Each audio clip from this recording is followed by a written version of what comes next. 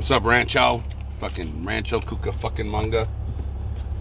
Fucking small town Rancho, man. Fucking don't look it. It looks big on a map, and when you're, signing them divorce papers or whatever, you move in here and you get in that place at Terra Vista, Lewis and Community Homes, But yeah, you think it's gonna be all big, man. They got all these bars and all the women that you see, and then you realize that it ain't that big, and that it's the fucking same 8 women and shit. They just fucking go from one bar to the next. It's the same 8 and shit, and fucking 8 women and fucking Rancho and shit. Half of the motherfuckers my ex-wives, But shit, there's only there's 2 kinds of women, 2 kinds of single women in Rancho Cucamonga. You know what they are? 2 kinds of single women. There's the single women that just got divorced, and then there's the single women that's still married.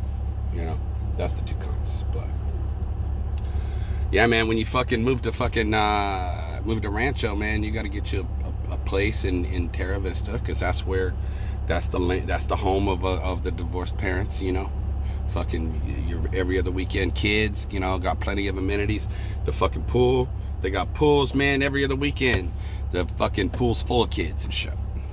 Then on the other weekends, there wasn't even no pool there. It's fucking like, what the fuck, man? There was a fucking pool. Happened to the pool? Nah, man, that's first, 3rd, and 5th. 2 weeks in the summer. Shit, I didn't know it's gonna be like that.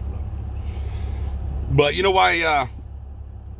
Divorced people move to Terra Vista in Rancho?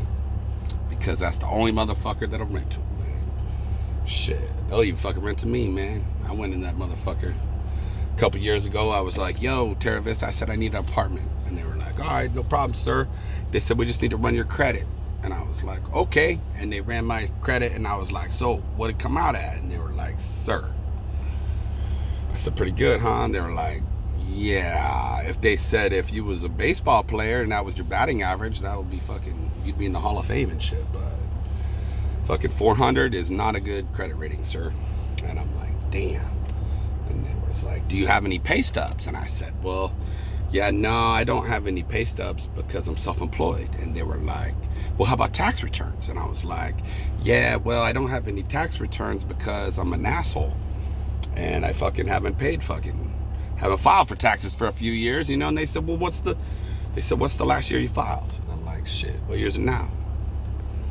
Which reminds me, if you ever get pulled over by the police and they ask you what time you stopped